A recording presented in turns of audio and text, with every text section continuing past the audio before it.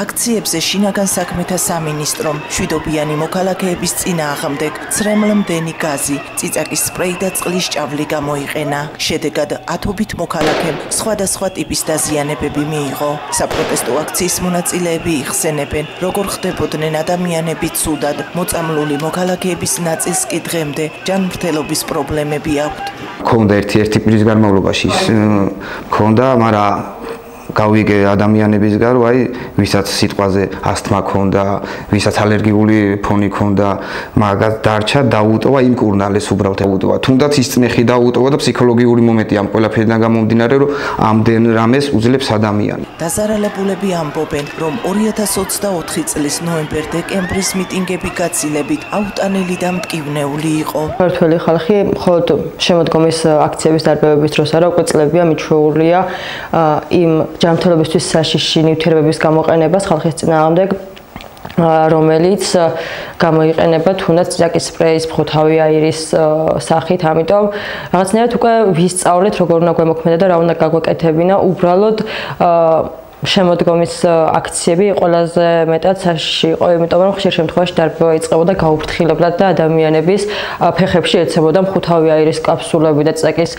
სპრეი თვალებში ხვდებოდა, ისე რომ არც კი ელოდნენ ისინი და სამწუხაროდ ამას ხშირ შემთხვევაში მოყვებოდა ხოლმე ხალხისგან დაბნეულობა და ჭყლეტვა, იმიტომ რომ არ იცოდნენ სად წასულიყვნენ. სამწუხაროდ იმ ღამეს ჩვენ იქ ვნახეთ, როგორ კარგავდნენ გონებას ადამიანები, რომლებისთვისაც პირველი იყო ეს მხოთავი აირი, თუნდაც პირველი იყო წიწაკის სპრეი და არ იცოდნენ რა უნდა გაეკეთებინათ და ამ დროს ყველაზე მეტად რაც ჩემთვის აღსანიშნავი იყო ის რომ სრულიად უცხო ადამიანები ეხმარებოდნენ ერთმანეთს. როგორ დაიცვათ თავი და შეამციროთ ზიანი, თუ თქვენ წინააღმდეგ ცრემლ-მდენი გაზი ან წიწაკის სპრეი გამოიყენეს, ასევე თუ ჭყლეტაში მოყევით, სპეციალისტები მოქალაქეებს კონკრეტულ რჩევებს აძლევენ. პირველი არის ის, რომ პანიკას არ აყვნენ.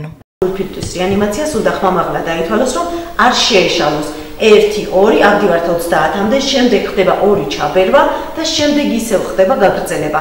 პირველი პულსის გაჩენამდე პირველ რიგში არ უნდა დაკარგოს დრო ადამიანმა და უნდა გამოიძახოს სასწრაფო დახმარება. თუ თვითონ შეუძლია დახმარების გაწევა, უნდა მივიდეს შეამოწმოს გარემო, თუ არის უსაფრთხო, შემდეგ ცნობიერება, შემდეგ სუნთქვა, პულსი. რა თქმა უნდა, ამას ვერ გააკეთებს, თუ ადამიანს ელემენტარული განათლება არ აქვს, ამიტომ ძალიან მნიშვნელოვანია პირველადი გადაუდებელი დახმარების მოკლევადიანი კურსები იყვეს ფართო მასებისთვის ხელმისაწვდომი, რადგანაც საზოგადოებამ იცოდეს, ქუჩაში თუნდაც ცუდად გახდა ვიღაც მის გვერდზე ადამიანი, პირველადი გადაუდებელი დახმარება გაუწიოს. შემდეგ რა თქმა უნდა, თუ საჭიროა გულფირტვის რეანიმაცია, უნდა დაიწყოს, ესეც რა თქმა უნდა ადამიანმა უნდა იცოდეს, სხვა შემთხვევაში ვერ გააკეთებს და გულფირტვის რეანიმაცია კეთდება სასწრაფოს მოსვლამდე, ანუ სანამოვა სასწრაფო დახმარების მანქანა და ბრიგადა, მანამდე უნდა მოახდინოს ადამიანმა ამის გაკეთება. ამას სჭირდება თავისი ცოდნა, საკმაოდ კარგი ფიზიკური მონაცემები, ამიტომ თუ გადამზადება არ აქვს, ვერ გააკეთებს.